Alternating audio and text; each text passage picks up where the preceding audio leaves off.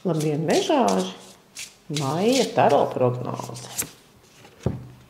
Mežāži būs stingri un nopietni, mežāži būs atbildīgi, strikti, darbīgi, ar vēlmi lietas kārtot, lietas ietekmēt, norādīt, kā lietas ir darāmas un arī parādīt savu autoritāti.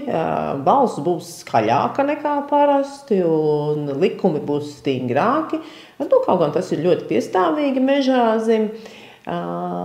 Disciplinētība, disciplīna, kārtība, tādā jaudīgums, laba fiziska veselība, varēšana daudzas lietas izdarīt arī fiziski.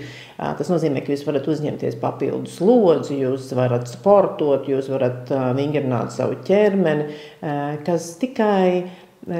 kas labvēlīgi ietekmēs jūsējo ārējo izpausmi, jo šeit apakšā ir auna enerģija, kas dažkārt ir ļoti aktīva, ļoti ietekmīga, iekarsīga, vēlmi komandēt, un pēc sportiņa, kad jūs esat to tvaiku nolaiduši, pēc kāds kārtīgs pasteigs, tā vēlme darboties nav tik stipra vairāk. Paskatīsimies, ko darba dzīves sola mežāžiem. Darbā viss mierīgi, viss sakārtots, viss lēnām, viss apmaksāts, tādā, katrā ziņā darbs man neizskatās, ir tā vieta, kur jums vajadzētu sevi tik ļoti pierādīt. Saprotam ar to, kā tie resursi, kas man darbā pašlaik ir ieguldīti, vai viņi man nes pietiekami daudz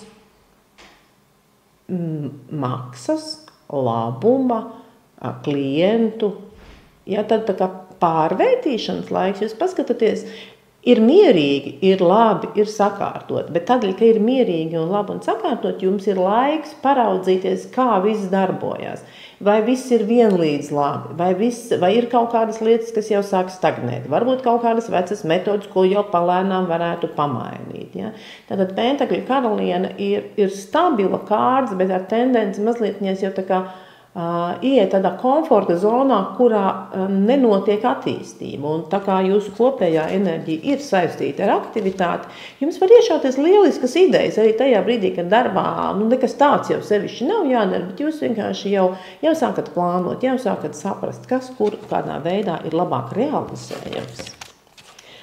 Un privātā dzīve mežāžiem.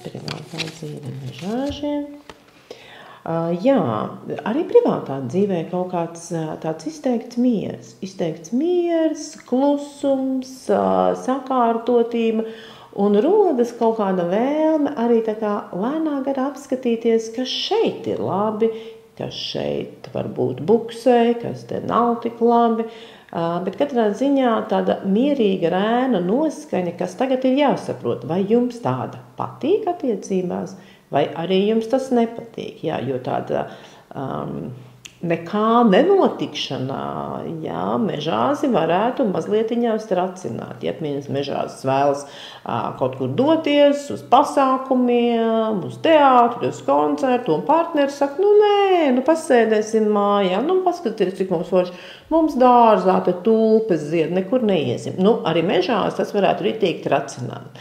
Tad izvērtējiet to, kur beidzas miers, sakārtotība, mērenība, balans, un kurā brīdī jūs gribat, lai kaut kas sāk notikt, lai sāk aktivizēties kādas kaislības, kas arī ir raksturīgs tomēr privātajā dzīvē. Tad atsvešinātība mazliet, tik mierīgi, tik rāmi, tā kā tāda atsvešinātība mazliet rodas. Un tiem cilvēkiem, kas pašlaik tikai meklē attiecības, šī kārts varētu norādīt uz tādu mazu ieelpu, izelpu, kuras laikā jūs saprotat un izsverat tomēr, ko jūs vēlaties. Kas jums ir pieņemams, kas jums ir harmoniski pieņemams, ar ko jūs varat sadzīvot, vai kas nerada stresu jūsos, jo iepazīties ar jaunu cilvēku, tas vienmēr ir pierast pie jauniem paradumiem, pie jauna dzīves ritma, un šeit šī pauze tā kā ir iedot, lai jūs padomātu, drīzāk to, ko jūs nepieņemtu, nevis tā kā, ko jūs pieņemtu. Un padoms,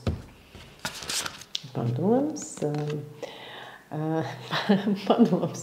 Jā, draugi, vislabākā tvaika nolaišana varētu būt kopā ar draugiem, aizbraukt uz kādu festivālu vai vismaz nopirkt biļetu uz festivālu, ja maijā vēl nav neviena festivāla. Tātad draugi un izklaides un prieks un mazas pauzes, tas ir tas, kas jums ir vajadzīgs mežāži. Lai lieliski tiekamies atkal nākamā.